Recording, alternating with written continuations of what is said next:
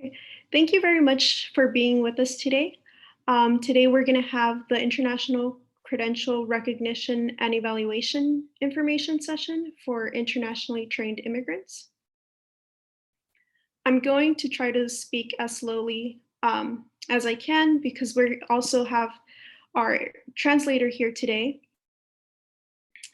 So if you need translation in Spanish, please go ahead and begin your closed captioning.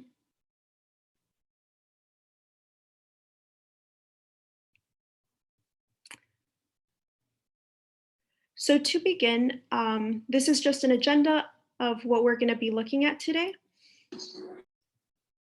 We're going to start with some introductions about Flourish Tulsa, and also we want to introduce our partners and the services they offer for immigrants and refugees in Tulsa.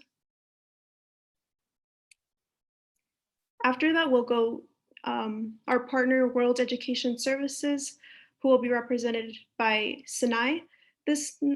Tonight, we'll go further into the actual steps for credential evaluation and recognition.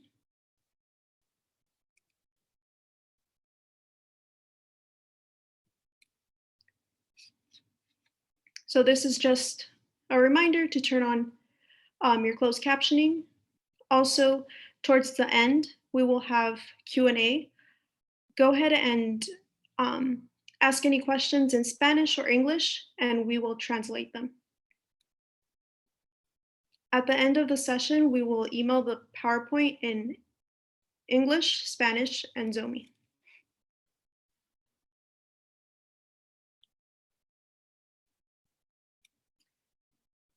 So now I'll introduce you to Crystal, who is the Chief Resilience Officer, who will speak more about the City of Tulsa mission, vision, and core values.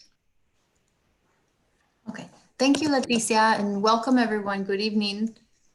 I'm going to share some general information about the City of Tulsa and how this initiative is part of a larger strategic initiative or set of initiatives that the city is working on.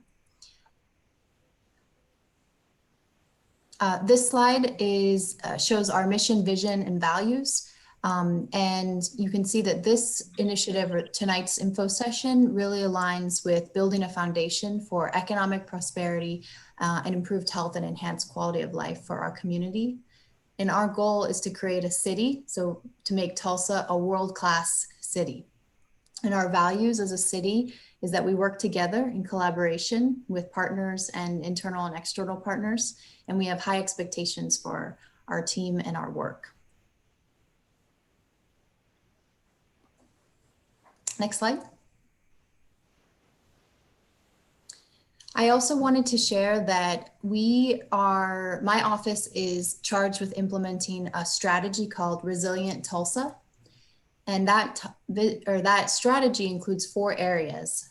The first, as you can see, building an inclusive future that honors all Tulsans, including our diversity and welcoming immigrants to Tulsa.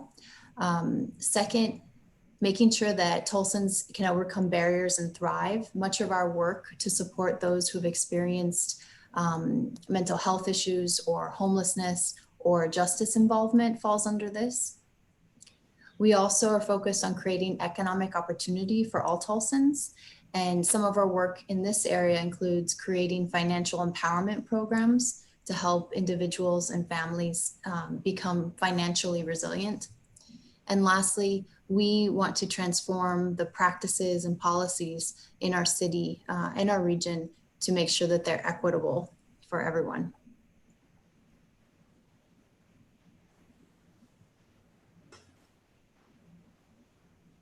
And this just very quickly shows more about the Resilient Tulsa strategy.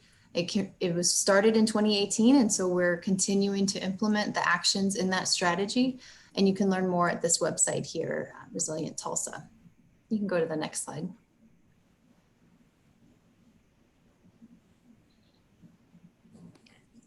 We also wanted to share more information about the New Tulsan Initiative. So in 2018, the city convened various stakeholders to really discuss how we can be a welcoming city for immigrants and refugees. The result of those various meetings with stakeholders was a new Tulsans Initiative welcoming plan. So the welcoming plan is divided into 5 key areas, which include civic engagement, economic development, education, health, and public safety. Each of these themes has various goals. If you would like to see more information, please visit our website. Each of those goals are outlined in the plan that we've developed. The plan is available both in English and in Spanish.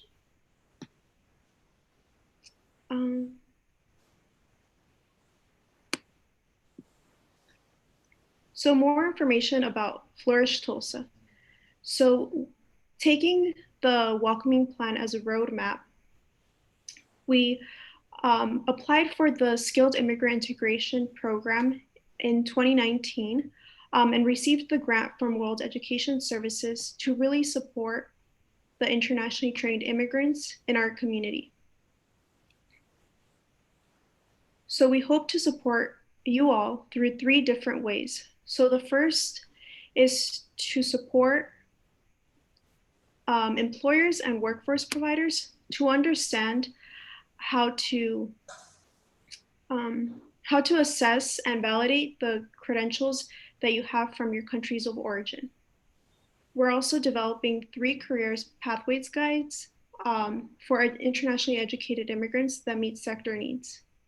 The topics of these career pathways guides will be education, engineering, and mental health professions. This career pathways guide will have information about different opportunities here in Tulsa, what credentials you will need to obtain, and really walks you through any assessments that you may need to take as well. The third is to offer trainings to employers and workforce providers on cultural competency so that they are able to intentionally recruit and retain skilled immigrants in Tulsa.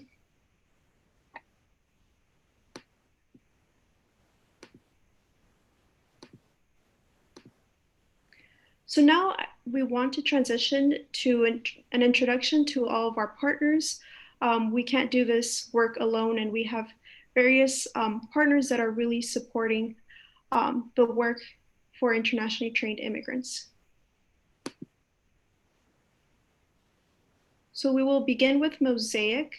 Is Kuma on the call?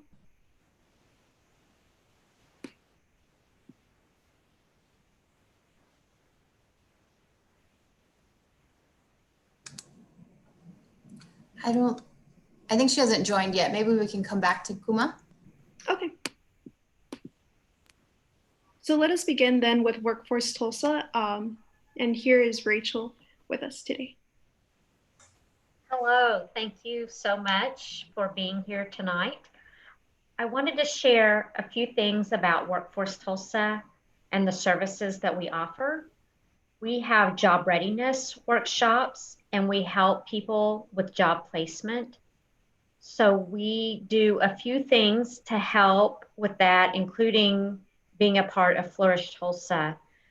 We can connect you with different partners as we learn more about what you need and what you want to do for a career. And so we partner, of course, with the folks that are on this call now, but also with organizations like Oklahoma Successful Adulthood and the Tulsa Dream Center and others as it's suggested to us. We work really hard to ensure that whatever certifications you've received from your home country can translate to the employers that are hiring today. So thank you so much to the City of Tulsa for inviting Workforce Tulsa to be a part of this. If you need more information, we have an online form that you can fill out to learn more about our services at our website, which is listed here, workforcetulsa.com. We also have a phone number that you can call. We also have a lot of youth programs. So if you have a child in your household that also needs a job or needs assistance or just wants to think about their future, we can help with that as well. Thank you so much for being here tonight.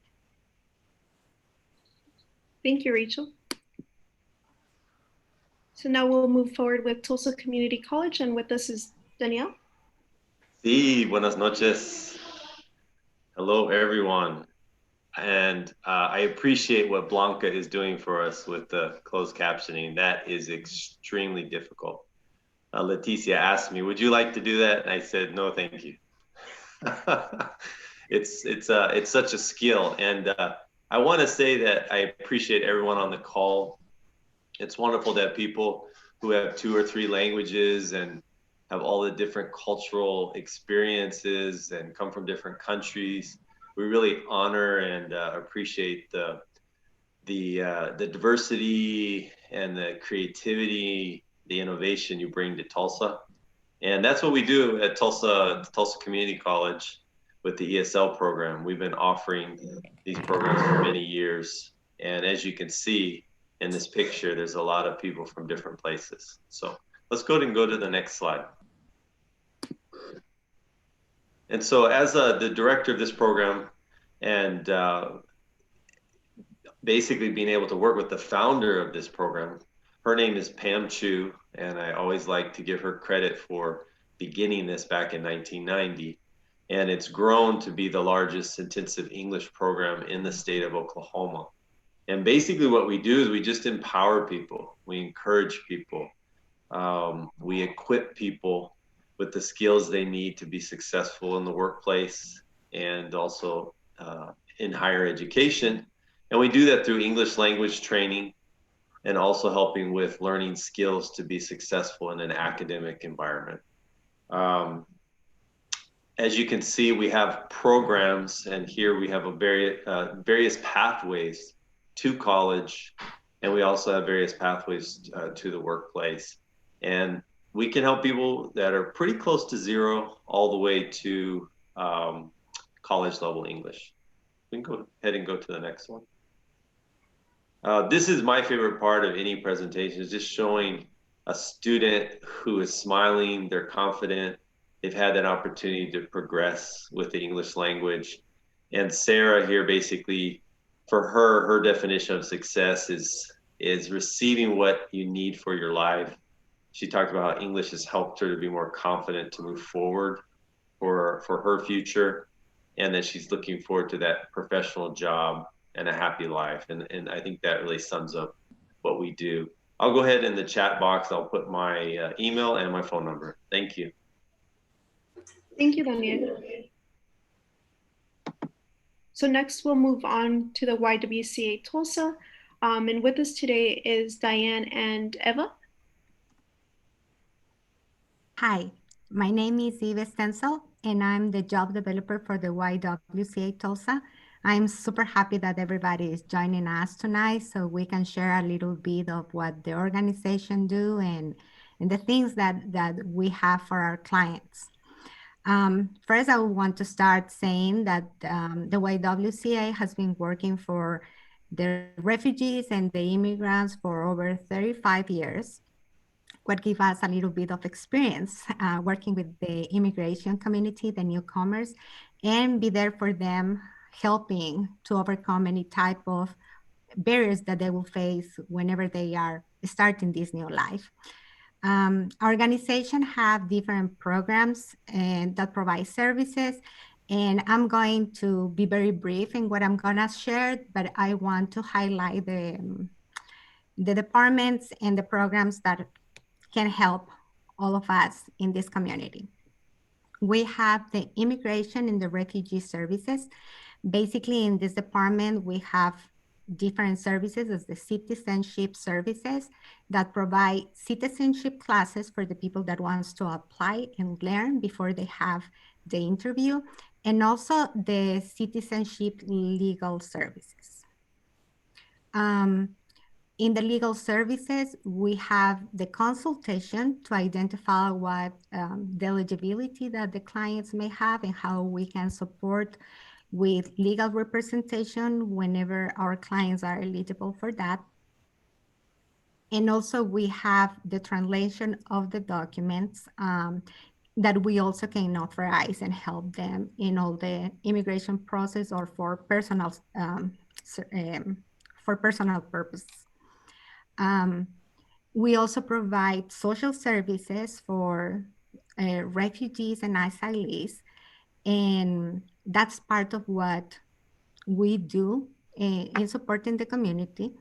We also have the adult and family education that it's through the English classes. And before the COVID, we used to provide also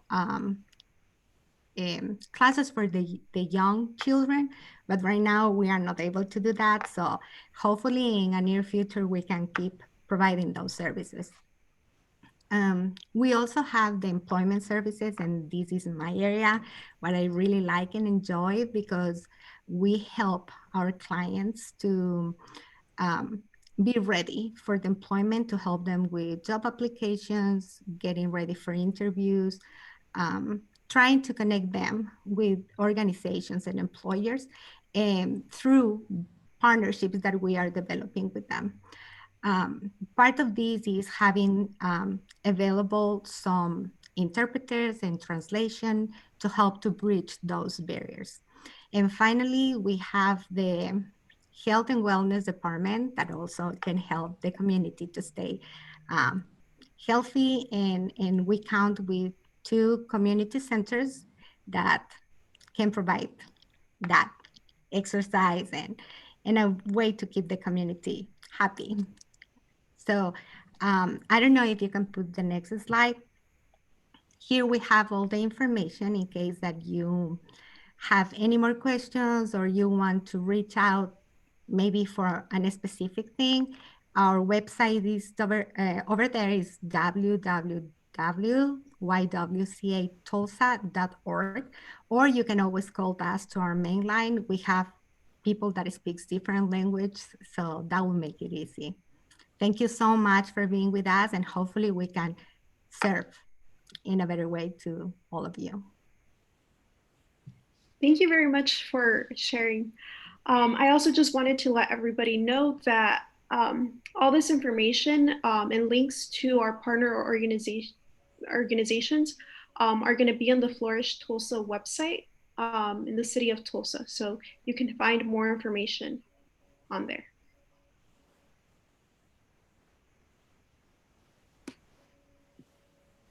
Okay, now I would like to introduce you to Sanai, who is here at, from World Education Services and has a very much of a wealth of knowledge on working with internationally trained immigrants. Thank you, Leticia, and thank you to the team for inviting me to present tonight. And then thank you for all of you for taking the time to join the call. We're a little ahead of schedule, I believe, and I was just thinking, we've gone through a lot of resources. Maybe would it be a good idea to take some questions for the folks that presented? Sure, yeah. So I guess if folks have questions, to either chat them or maybe unmute yourself.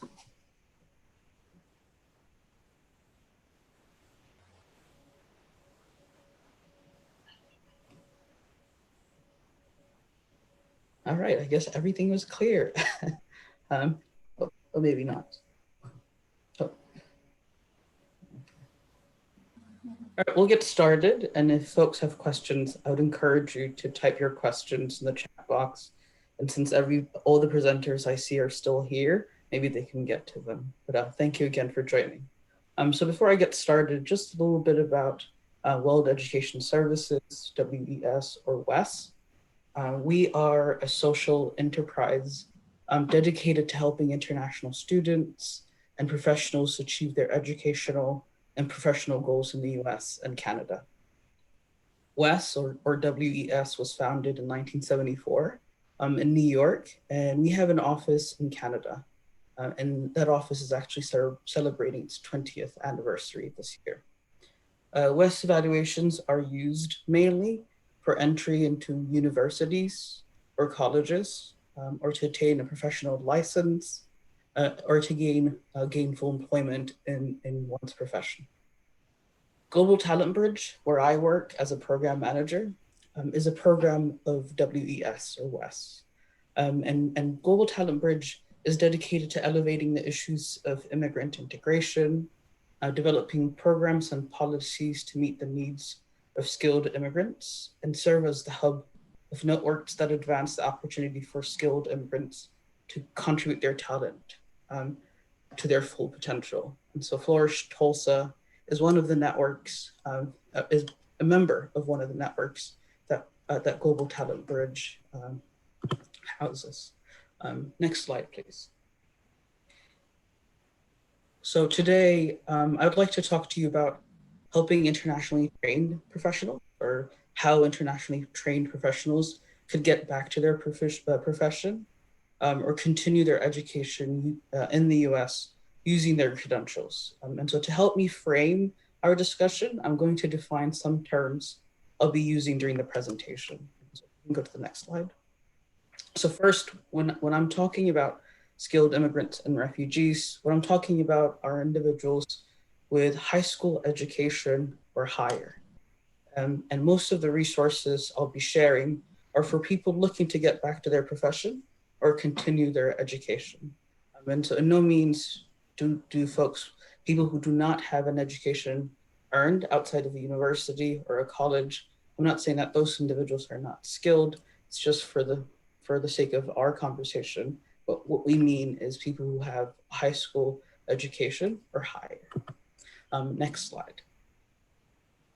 This is a term that you might come across, something called brain waste. It's a research term that's been used by an institution called Migration Policy Institute. And it's basically used to define individuals whose skills and education is being underutilized. So either they're unemployed in their profession or they're underemployed. And so if you go to the next slide, the Migration Policy Institute, through their research, found about 1 in 4 individuals with a degree or education, college education, suffer through what they call brain waste or are affected by brain waste. They are underemployed or unemployed in their field. That's roughly over 2 million individuals of the 9.3 million college educated immigrants in the US. So what are some of the reasons why a quarter of immigrants who have college education are underemployed or unemployed in their field? If you go to the next slide. Through our work at Global Talent Bridge, what we've learned is some of the causes or some of the reasons people are unable to get back to their profession or are underemployed is because at times their credentials are not recognized by the people that look at the credentials, or the immigrants don't understand how to get their credentials recognized, or maybe they're undervaluing their credentials. The second cause or second factor to underemployment or unemployment in your field might be that you don't have additional education completed in the US, or you don't have US work experience. So some of the additional education that you can earn, it could be short-term or long-term. It could be credited courses or uncredited courses. And so I would say Daniel is a great resource to connect to if you're looking to continue your education in the US. The third is natural for anyone who moves into a different country. You do not have a social network. You don't have a large social capital. We have alumni networks, colleagues that we've known for a long time, or family members that we rely on back home to connect us to employment and other resources. But being new to a new country or a different country, it's difficult to rely on those resources or sources in the US. So that's a third factor. And lastly, it's the limits on your English proficiency. Again, great resource in your community that you can rely on to improve your English proficiency. So in the next few slides, what I will be talking about is actually credential evaluation recognition. If you go to the next slide. And so we will talk about what evaluation is and how credential recognition, how you can get your credentials recognized. A credential evaluation basically compares your academic accomplishments to a standard in the US. And it provides a US equivalency. And so that equivalency is a way to prove or to get your credentials recognized. Some of the receiving institutions require it. Two that come to mind are higher ed institutions and licensing bodies. And this is part of their way to verify the education that was completed in that home country is equal to or meets the standards in the US. But unfortunately, in the US, if you go to the next slide, there isn't a universally accepted evaluation service. And so what at WES we recommend is you use, if you do not know, or if you don't know what credential evaluation agency that's required in your community, or what purpose you're going to use the evaluation for, and you just want to get a general sense of trusted evaluation agencies, we would always recommend to review the National Association of Credential Evaluation Services. If you were to Google credential evaluation, you might get a list of agencies that do evaluations, but they might not be reputable. And so we would always recommend that you review first the NACE's website for a list of evaluation agencies. If you go to the next slide, please. So in summary, a credential evaluation provides a US academic equivalency of international education. Credential recognition, however, is the acceptance of international academic credentials by employers, regulatory bodies, and academic institutions. The clients submit their report to these institutions, which we call recipients, with the hope that their international credential will be recognized. But there is no universally accepted credential evaluation service in the US. So I'd mentioned earlier to use NACE's. So I would absolutely recommend that you first review the NACE's website before deciding to use a credential agency. Next slide. This is a very important and valuable thing that I want you to take. This is one of the important things that I want you to take from this presentation. A lot of times you might be advised to repeat your education, or the education that you've come in with has no value in the US, and that's not true. And so you'd have to advocate, you'd have to push for yourself to get your credentials recognized. And so always think to look forward with your credential evaluation by getting it recognized. And part of that might be continuing your education. So using the credits that you'd earned in your home country or the country that you were educated in abroad, and using those credits to apply to an institution in the US and to build from that. And the credential evaluation could help you do that. For licensing, usually most licensing bodies require credential evaluation to verify that the individual could sit for an exam, for a licensing exam. And so always review what the licensing boards require in your state and for your profession. If those seem daunting, Leticia talked about career pathway guides. Those guides are a start to what you could be using to figure out what other careers you could pursue in your profession that do not require a license. And there are other resources that I would share with you later on that you can use if the three professions don't necessarily fit what you've studied or what you have your degree in. Lastly, a credential evaluation useful to show to employers that your education that you've completed meets the standards in the US. So it's going to help you make the case to be hired at a parallel to the education, to the standard education in the US. If you go to the next slide, please. So having generally talked about what credential evaluation is and the difference between credential evaluation and credential recognition, I just want to go share a bit about what a WES or what World Education Services credential evaluation process looks like. Next slide, please. A WES credential evaluation is led by you. So you would have to go to the WES website, which is www.wes.org. Once you go to that website, you could begin your application process.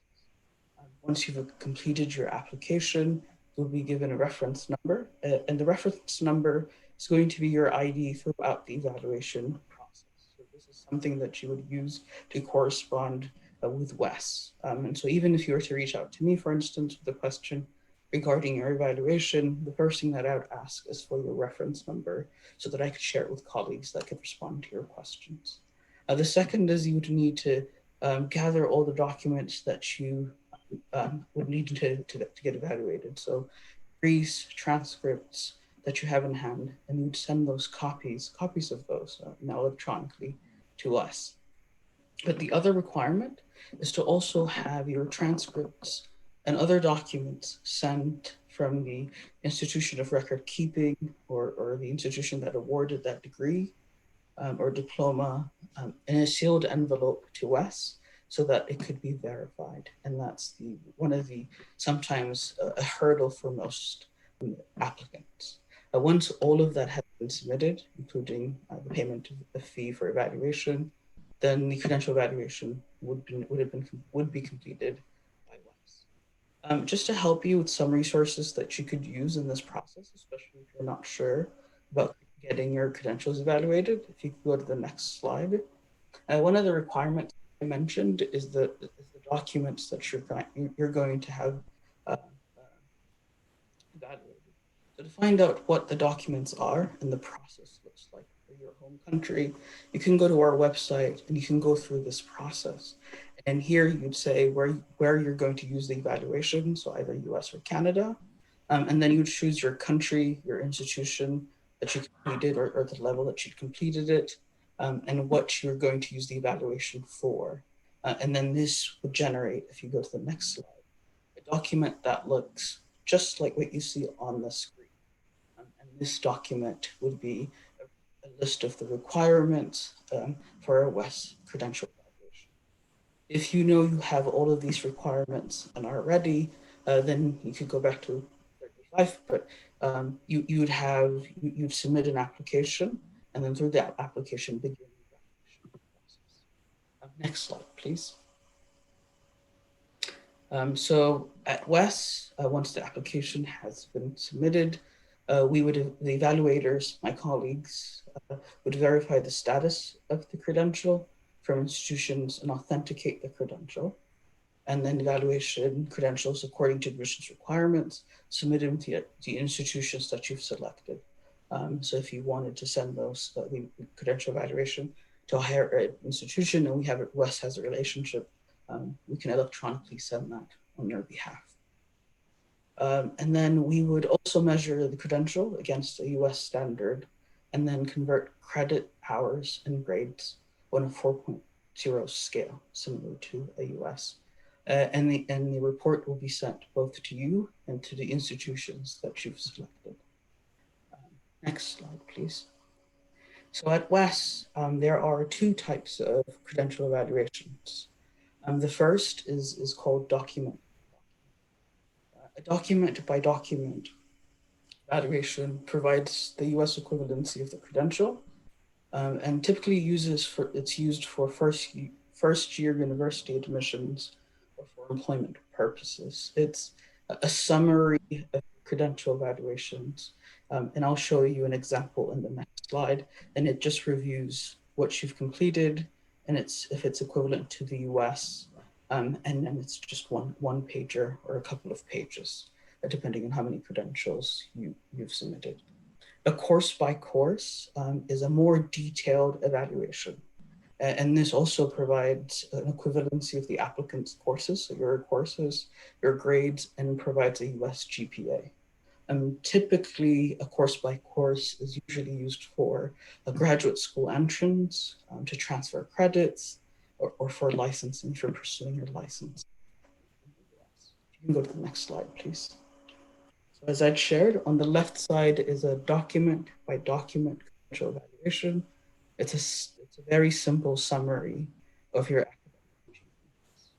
On the right, is a more detailed evaluation, and that's called a course by course analysis or evaluation. And it breaks down exactly how many credits you've earned and what your grade average would be in the US. And this is, as I said, useful for graduate entrance, graduate school entrance, for licensing, or if you're looking to transfer some of your credits so that you can continue your education in the US. Next slide, please. So just as a reminder, WES is one of many credential evaluation agencies.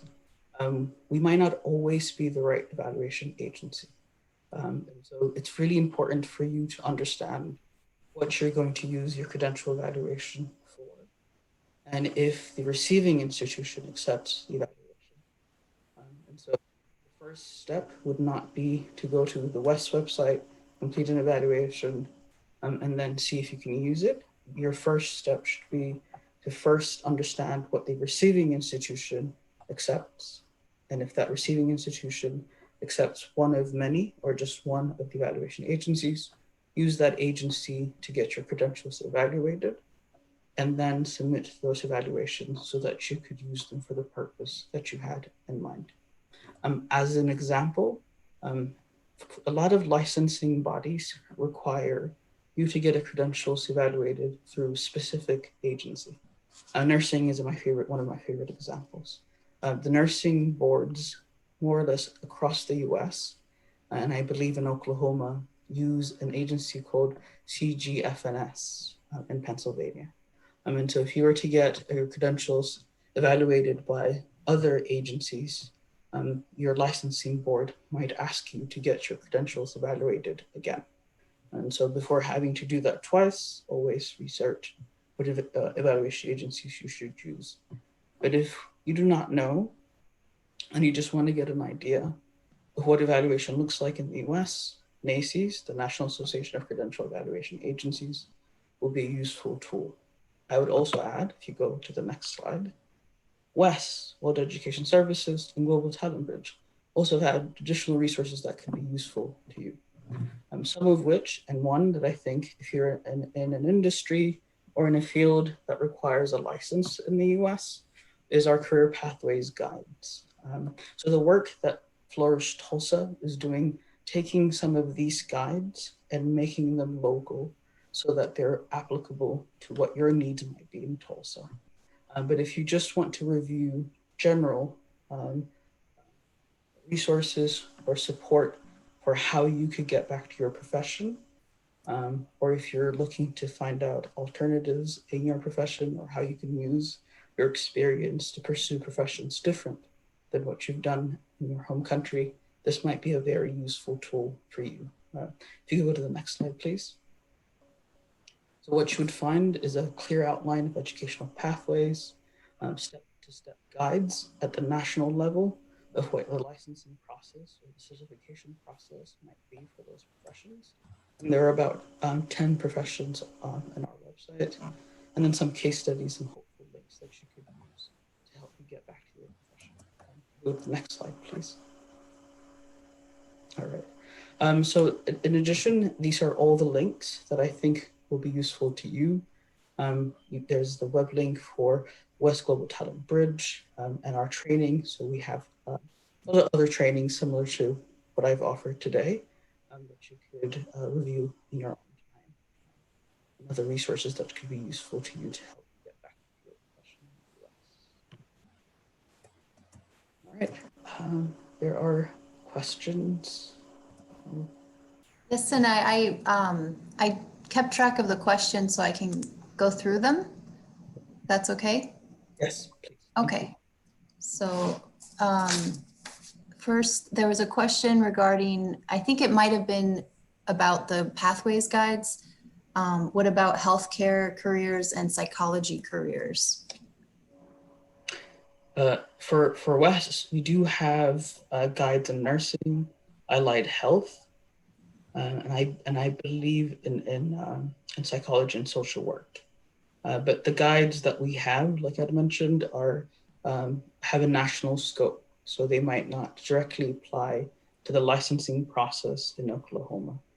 But what I would encourage you is maybe start with the national guides, get an idea of how you could use them or how you can get back to your profession, and then try to find out if you can connect to the licensing board for the professions that Crystal mentioned locally. Thank you, Sanai. There was a question regarding getting medical license in the United States. So it seems someone has a physician's degree. So maybe some advice on where to start. That's one of the challenging ones. And it's challenging across the board. There are some models, some communities that have done a better job of helping physicians get back to their profession, but it's across the board really difficult. What I would suggest is maybe starting to look for the Welcome Back Initiative resources. I know you guys do not have a Welcome Back Center in Tulsa, but the Welcome Back Centers across the country have some free resources on their website that could help give guide to professionals and to physicians and folks in the medical field. But we do have a career pathways guide. Again, not for professions, but physicians, excuse me, but for allied health and nursing. Thank you. Thank you, Sanai. Yeah. There was a question on, well, there seemed to be a lot of questions about maybe starting ESL courses. So maybe Daniel and Eva can share again where to start or how to connect to those classes.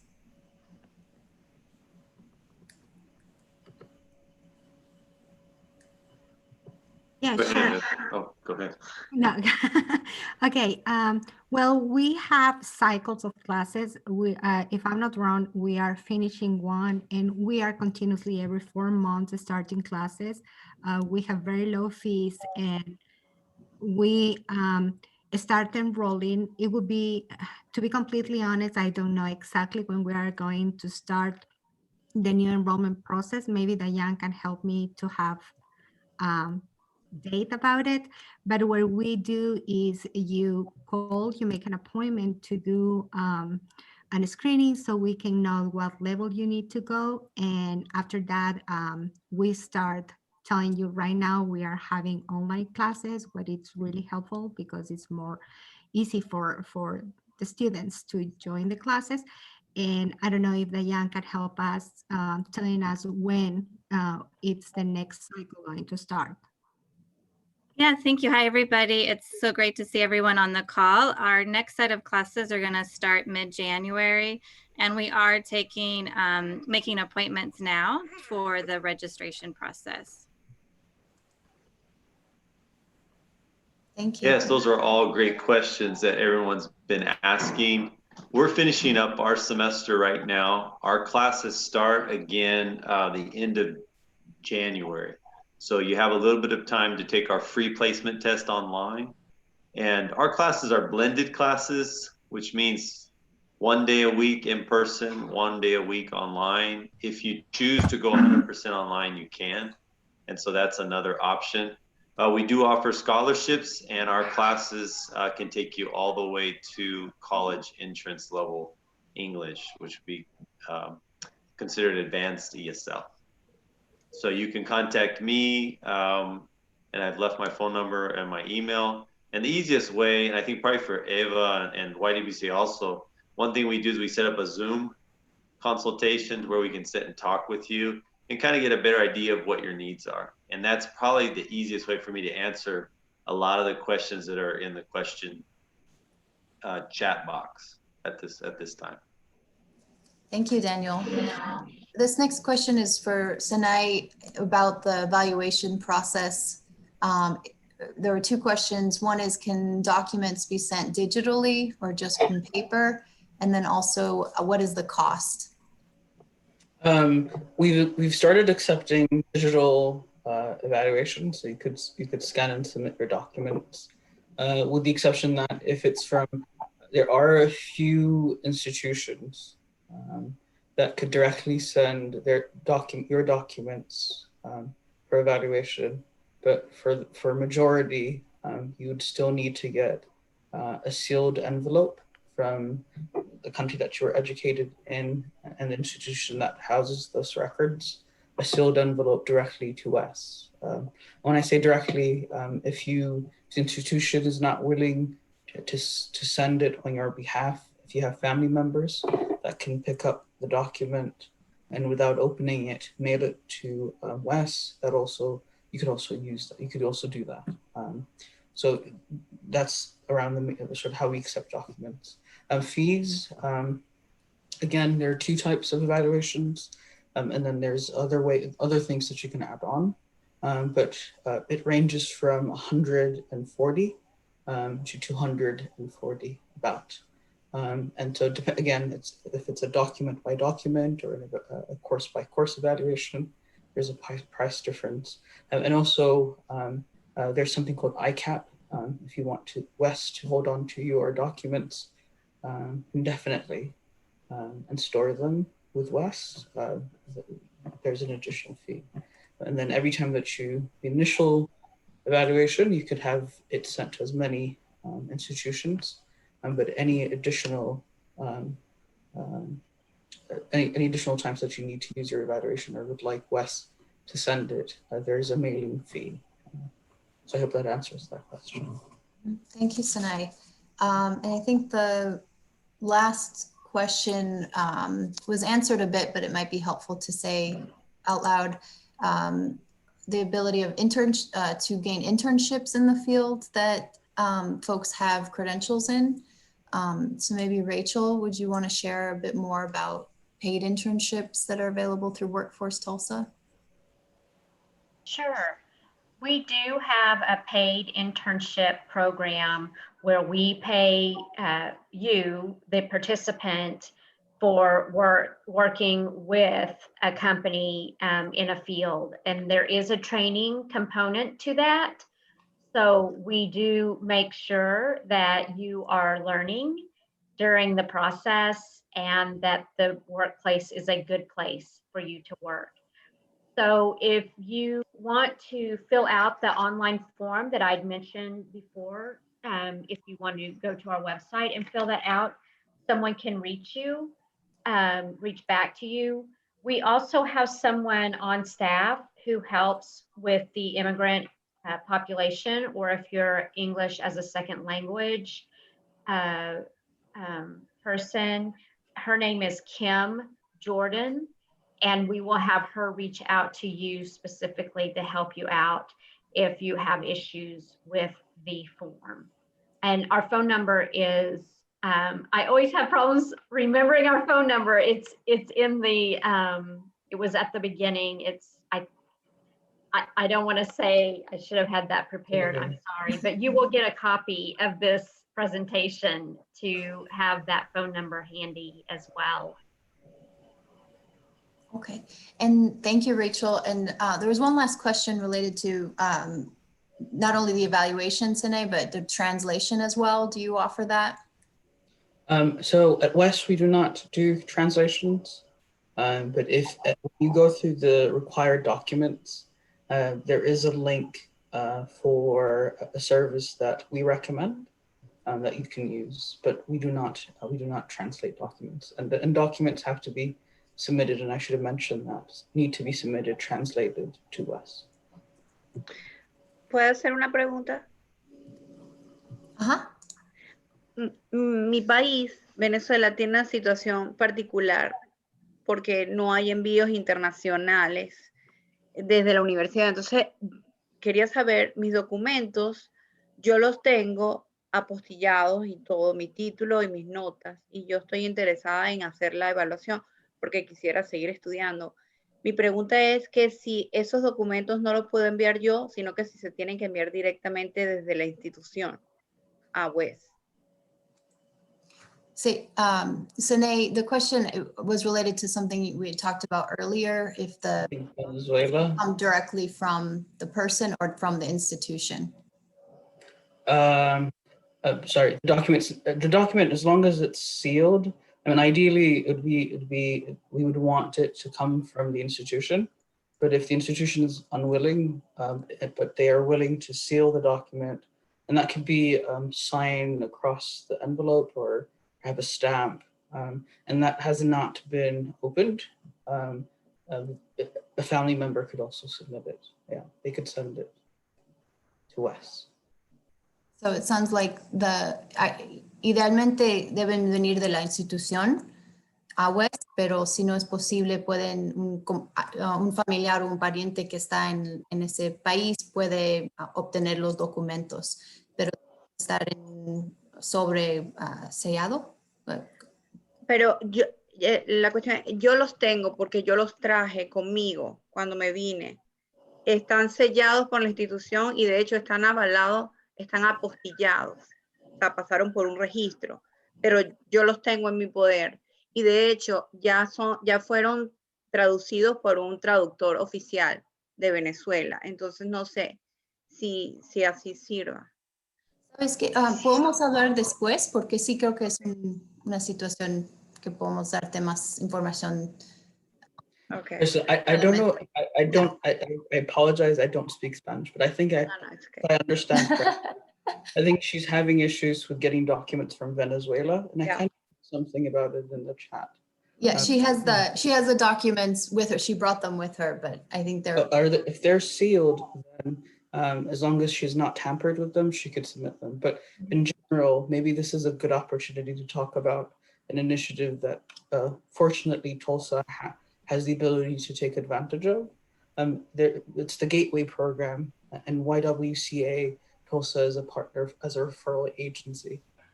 And so the Gateway Program was created by West to address an issue of not being able to get your documents because of war or displacement or some situation that it's out of your control. And we selected 7 countries. So Venezuela is one of those 7 countries. So it's Iraq, Afghanistan, Eritrea, Syria, Turkey, Ukraine, and Venezuela. And so if the folks who have joined the call have documents in hand, but there is no way for them to get documents from back home, from Venezuela, maybe they would be a great candidate for Gateway. However, if they have their documents sealed with them here, they still could submit it for a standard evaluation as long as it's not been opened. But if it's been opened, maybe connecting with the YWCA or even just connecting with me, and we could see if we could enroll them through Gateway and have them get the credential evaluation and see if they can use it. But it sort of also assumes that whoever they're going to give that credential evaluation is going to accept a West evaluation. And that's also, that's a difficulty, but we could help that way, I guess. Okay. Thank you, Sanai. Similarly, I forgot that we were closed captioning, so I didn't have to interpret. Leticia, I'm going to pass it back to you. There are a couple remaining questions, but I know we're running out of time. I'm going to pass it back to you for closing us up. We still have 30 more minutes if we want to take a couple more questions. Oh my goodness. Oh, sorry about that. I thought we were ending at 7. So actually, if that's okay. Maybe other people could also ask questions. We continue. This is for Rachel. Does Workforce Tulsa offer? Do they help to pay for credential evaluations? And I really like the idea that folks have the ability to do internships. That sort of gets into the model of building, first helping you to build your social network, but then also gaining US experience in your profession. So that's a great model. Thank you for sharing. Yeah, absolutely. Yes, we do pay for certifications as well as just college courses. So if I was just talking to our partners at YWCA and letting them know that if someone comes in and they just need help paying for ESL classes, we can assist with that as well. great. I got a question. Yes. Since we request the document from the university or college in our countries, do you have to request 2 copies? Because one of them have to be translated and another one have to be directly to the evaluation center. So that's my question. Just so I clearly understand your question, Victor, are you saying that do you need to submit 2 documents to, for instance, to us? Two copies, yes, two original copies. So Original copies. at West, so But I'm guessing, sorry. I'm guessing is because if you will evaluate some, transcription, you should have some translated document. And then if all the institutions from our country, they will send you, the document exactly in Spanish or whatever language. So, and then you should need the one translator and another one, directly from the institution. Yeah. That's what I'm guessing. I don't know. Yeah, no, so to answer your question and maybe to just clarify a little bit more. So then this is, and I want to be very clear, this is only a process for us, right? So this isn't a process for everybody, but for a West Credential Evaluation, if you have your documents that you have with you, if they're in Spanish, you'd need those documents translated. But then you wouldn't send the original documents that you have with you. What you would send is a copy of those documents with the translation. And then the institution that holds the original copy would then also send a similar transcript or document in a sealed envelope from there to us, right? And so the translation is being submitted by you. Our understanding is what the institution that's sending it from back home is sending the exact copies that you have with you at hand. And so because you've submitted the translation, you would use the combination of those three documents to do the credential evaluation. Does that make sense? Yeah, I understand. Thank you. Thank you for asking the question, Victor. So in a quick pause, we actually were joined by Kuma Roberts from Mosaic to share a little bit more about the work of Mosaic, and there's a survey. So we'll just kind of quickly go to the Mosaic slide. The Mosaic and the Tulsa Chamber of Commerce are one of our partners in Flourish Tulsa. So Kuma, we'll pass it to you really quickly. Thank you. Good evening, everyone. I won't hold you long. I just wanted to share a little bit about Mosaic and a little bit about why I'm a part of the Flourish team, and then ask you all to help me by participating in a survey that we're actually currently in the process of doing. My name is Kuma Roberts, and I'm the Vice President of Diversity, Equity, and Inclusion at the Tulsa Regional Chamber. And my role on the Flourish team is really to engage the business community in terms of ensuring that our community is welcoming and affirming for all elements of diversity in our community, and striving for equitable business practices as we do our work. And so Mosaic is our outward-facing coalition of companies and nonprofit organizations that band together to celebrate diversity, to champion equity, and to cultivate inclusion in the workplace. So as you are currently working for employers, or might be engaged with an employer that just isn't understanding perhaps your immigrant status, or isn't as welcoming or affirming, we encourage you to join us at our Mosaic meetings once a month, and get them involved in what it takes to be an inclusive workplace. And in addition to that, we often do surveys to identify kind of the needs in the community. And so we're partnering with Flourish Team and Workforce Tulsa with a dislocated worker survey. And Rachel, you helped me defining dislocated worker from a Workforce Tulsa standpoint. Would you help me? Yes. So a dislocated worker is someone who has lost their job through no fault of their own, either through a restructuring or a layoff or a business closure. And there isn't any restriction beyond that. If you've just been laid off, you qualify for dislocated worker. If you've been terminated from your position, Workforce Tulsa can still help you under the adult program, not necessarily dislocated worker. However, we still have services available to you. That's great. Thank you, Rachel. So that being said, we know that during this pandemic, there have been lots of opportunities for people to become dislocated workers, as Rachel defined. So we're asking if you have a few moments to take our survey, which has been translated both in Spanish and Burmese, as well as English. We'd like, I've shared those links, I can share them again. And we'd love it if you would take a few minutes to complete that survey for us so that we can get a better sense of how to best serve our business community and those who might be dislocated workers, and make sure that we have the correct services available for you. That being said, that's all I'm going to say. And just also, I'll include the link to Mosaic Tulsa and hope that you all join us the third Tuesday of every month. It's a free open meeting of just a willing community of individuals who represent companies and nonprofits around the city who are very interested in making sure that you feel comfortable and that you have a workplace that embraces your full skill and potential in our community. Thank you so much. And thank you, Crystal and Letitia, for letting me do that. Thank you, Kuma. Sorry, before you change, Kuma, is it possible maybe to share a place where people could, a way for them to join the meetings? Absolutely. I'll share the link for mosaictulsa.com, and it's just a join us link there. And if you click that, it'll add you to our email list and you'll start getting notifications of our meetings. Thank you. Sorry, I didn't mean to interrupt, Crystal. No, not at all. No problem at all. Thank you so much.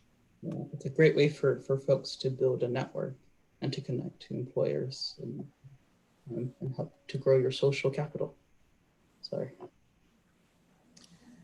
Thank you. I see one more question, and also welcome to say them out loud if I've missed any of them, but someone wants to know if one of the organizations on this call has experience helping in the process to adjust status through labor certification.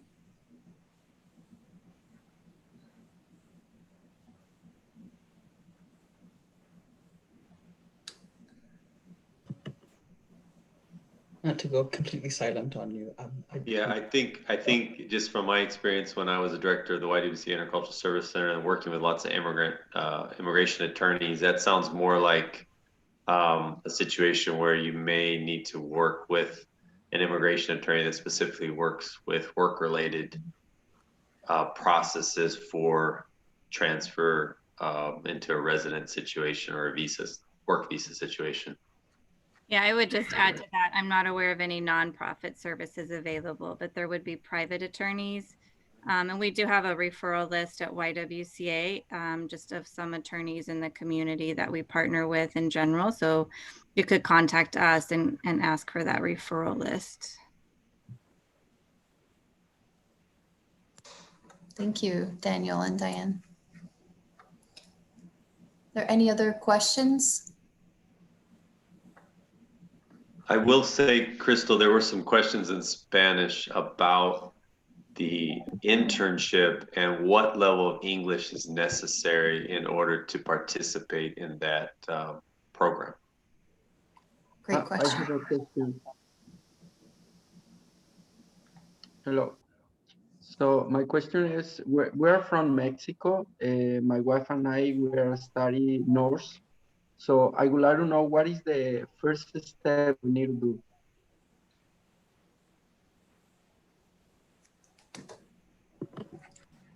If I could take a step, I think the first step maybe is for you and your wife to think about how you want to get back to your profession, right? If it's, I don't know your profession, but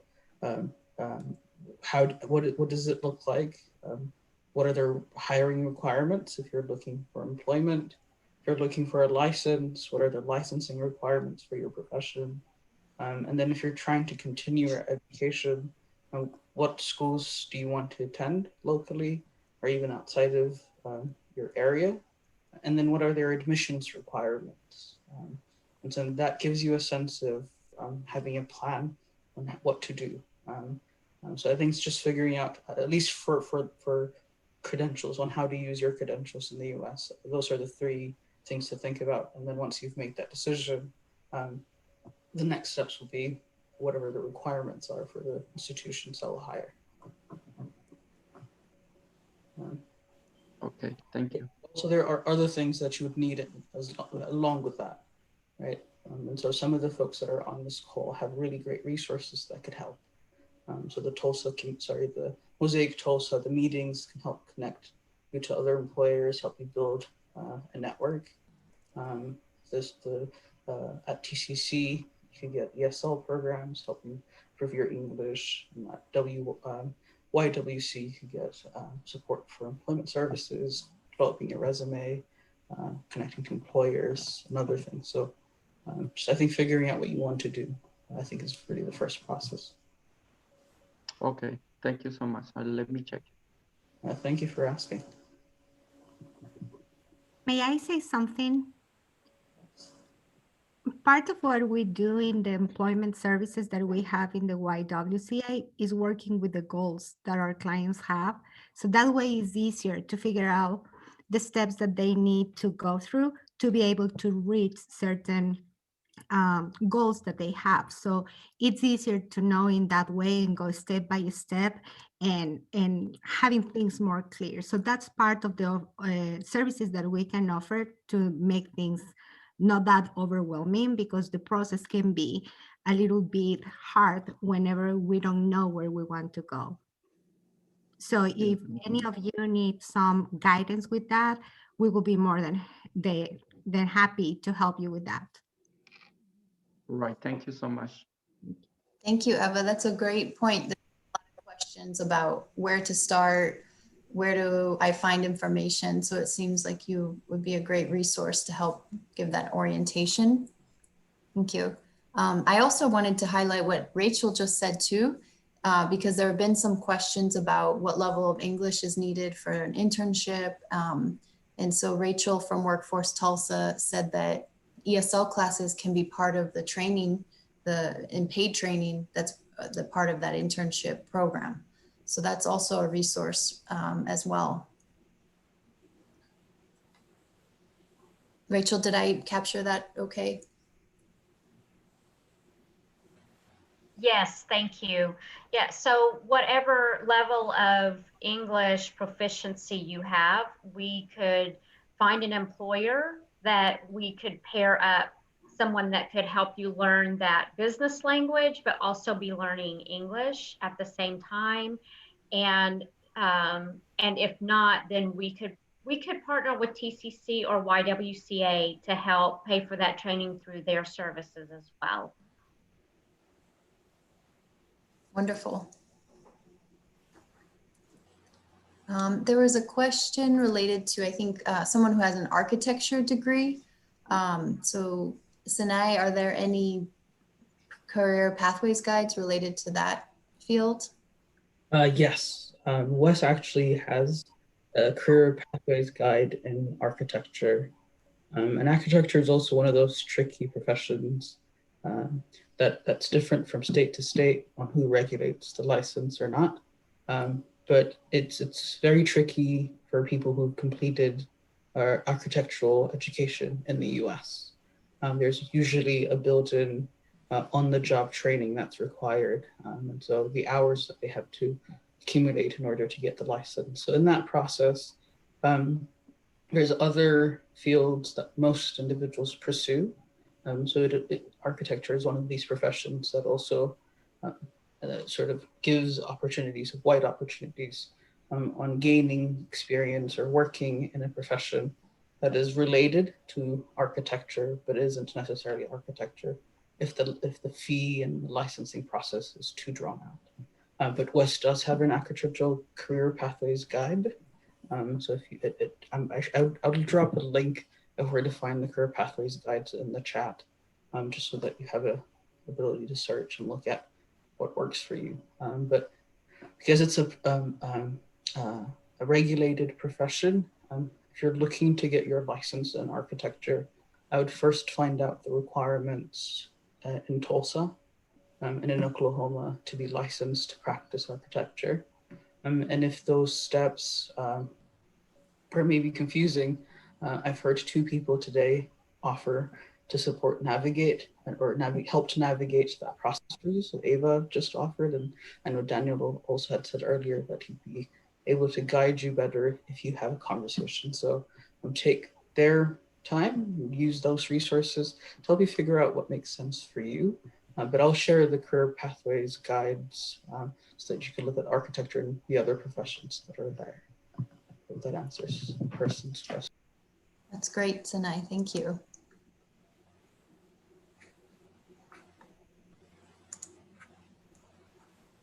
Any other additional questions?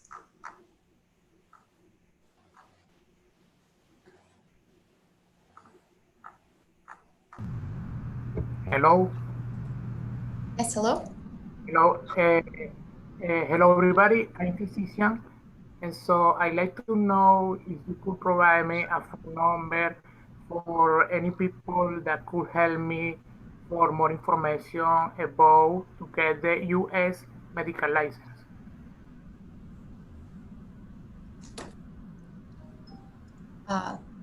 Sanai, would you be able to kind of share again the national resources and some advice on what to do with state?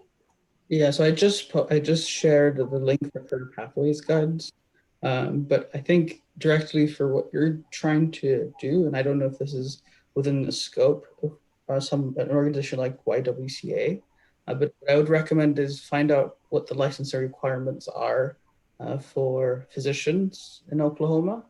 And so there might be a lot of prerequisites before you could sit for the licensing exam. And one part of that is the evaluation. The other parts might be around language proficiency and other things that you might need to meet. And then around the evaluation, they would most likely inform you what agency that they use for credential evaluation. And so then use that agency to get your credentials evaluated. And then if once you've fulfilled all the other prerequisites to sit for the exam, is when you could sit for the licensing exam. But then the added struggle is finding residency. So especially for medical professionals, if you've been out of your profession, if you've not practiced for the past 5 years, it's really impossible to gain residency, especially if you've been out of school more than 5 years. And so I would just recommend to you to see what are your options around finding residency, the process for getting your license. And I would encourage you, as you're doing that, maybe to use the link that I had shared. And for medical professionals, what are options that you could look into that get you into your profession that might not be directly a parallel of what you used to do in your home country.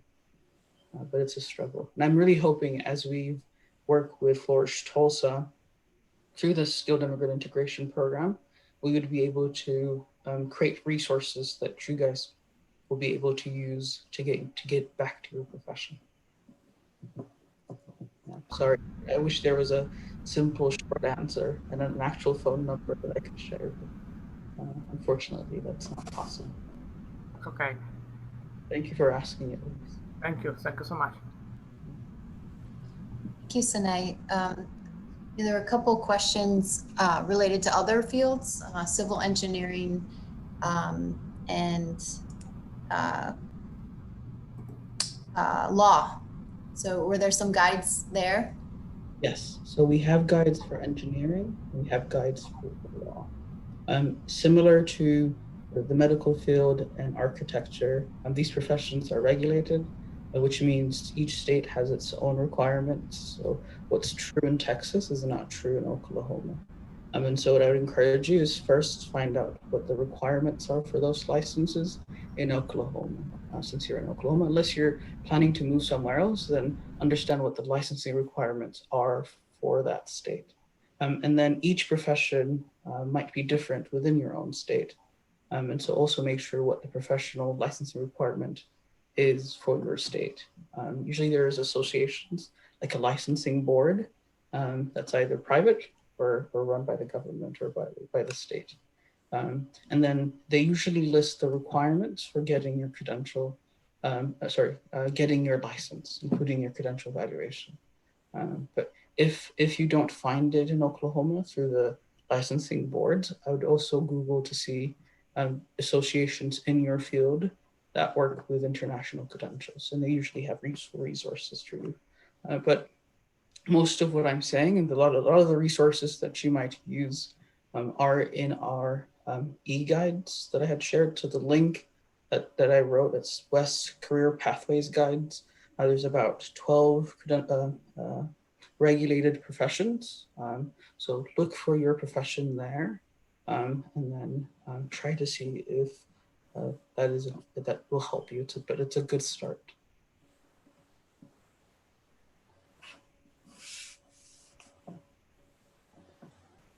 Sanai, one question that I had received previously was what someone who is still working towards their citizenship could do. We've heard from the YWCA that they have resources for people who would like to gain citizenship. But in regards to the evaluation component of it, what is the process? Should they wait or should they start the process already? That's really hard for me to say. For what we do not, your immigration status is not a requirement of getting your credentials evaluated.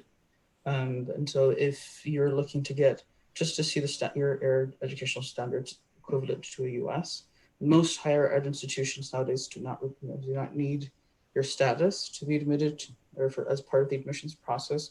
So it's not something we look into. It's really hard for me to say. I know some professions that require licensing might have immigration status requirements, but that's not true of everything else. Yeah, it's difficult to say. I wouldn't say one way or the other what they should do. It really depends on their goal. If they're wanting to stay in the US and there's a process for them to get their citizenship, then I think they should pursue their professional objectives, what that means, going back to school or going into work. If they're not planning to stay in the US, then seeking their professional goals in the US might not be something that they need. But if they want to add to their education, then an evaluation would be a good way so that they don't have to repeat what they've already completed in their home country.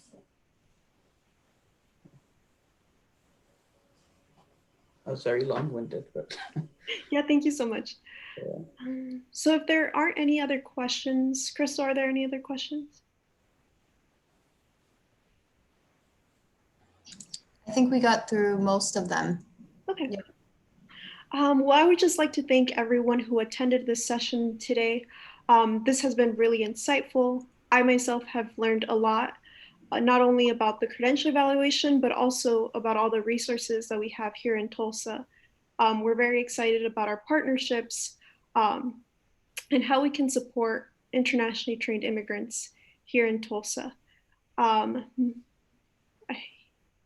would like to share our contact information, but I'm realizing it's all the way at the end. So let me scroll through that.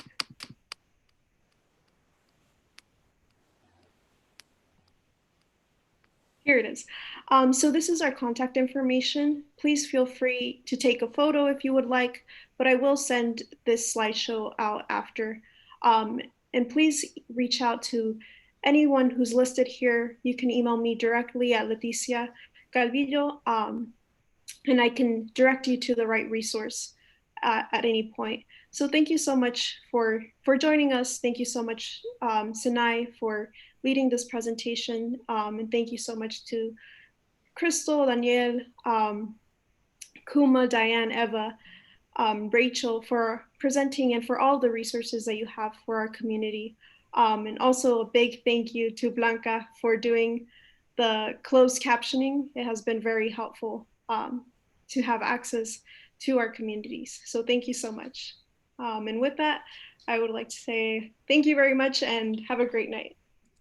Thank you, Leticia. Thank you, everyone. Appreciate it. Thank you. Thank you, everybody.